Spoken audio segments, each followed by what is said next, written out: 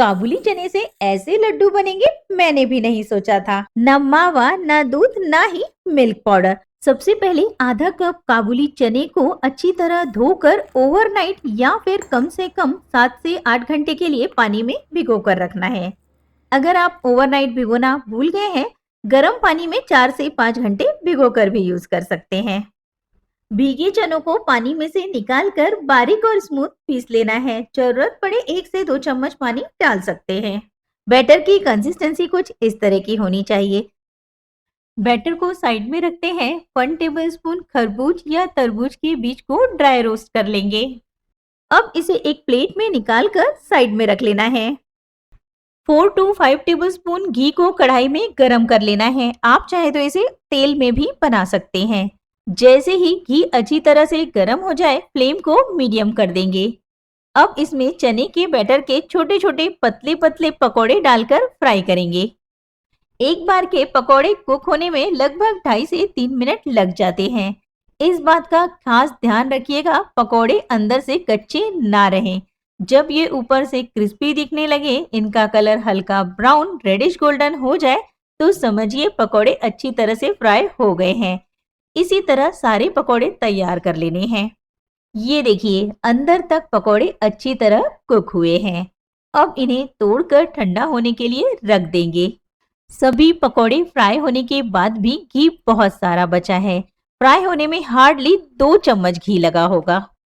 इसी बर्तन में हाफ कप डेसिकेटेड कोकोनट को हल्का सा गरम कर लेंगे। कलर चेंज नहीं होने देना है, सिर्फ गरम करना है। इसे साइड में रखते हैं। अब एक मोटे तले वाली कढ़ाई में 1 कप चीनी 1/3 कप पानी डालकर लगातार चलाते हुए चीनी को पूरी तरह मेल्ट कर लेंगे। गैस की फ्लेम लो कर देंगे। जब तक चाशनी तैयार हो रही है, ठंडे हो चुके पकौड़ों को ग्राइंड कर लेना है। पकौड़े ग्राइंड हो जाने के बाद इसका टेक्सचर कुछ इस तरह का होना चाहिए, हल्का सा दानेदार। अब इसे ड्राई रोस्ट किए हुए कोकोनट में अच्छी तरह मिक्स कर लेंगे।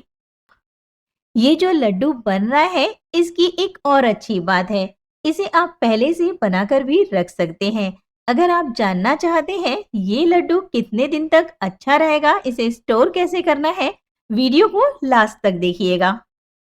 चीनी मेल्ट हो जाने के बाद इसे 2 से 3 मिनट और पकाएंगे, जब तक चाशनी थोड़ी सी गाढ़ी ना हो जाए।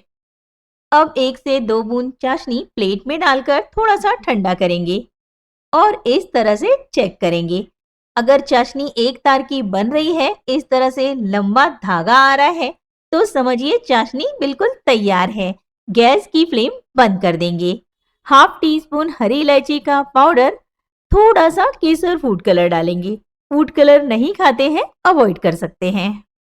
अब चाशनी में डाल देंगे काबुली चने के पकौड़े और डेसिकेटेड कोकोनट का तैयार किया हुआ मिक्सचर। इसी समय इसमें डाल देंगे ड्राई रोस्ट किए हुए मेलन सीड्स। अच्छी तरह से मिक्स कर लेंगे। अब इसे 1 से 2 मिनट ठंडा होने देंगे। जब ये इतना ठंडा हो जाए कि आप इसे हाथ से टच कर सकें, तब लड्डू बनाएंगे। लड्डू बांधने से पहले हाथों में हल्का सा पानी लगाएं और फिर लड्डू बांधें। इससे लड्डू बहुत ही आसानी से बन जाएंगे और मिक्सचर हाथों में चिपकेगा नहीं। हर लड्डू बांधने से पहले हाथों में पानी लगाने की जरूरत नहीं है। अगर आपको मेरी ये नई अनोखी रेसिपी पसंद आई है, एक प्यारा सा लाइक, प्यारा सा कमेंट और अपने फ्रेंड्स फैमिली के साथ शेयर जरूर कीजिएगा।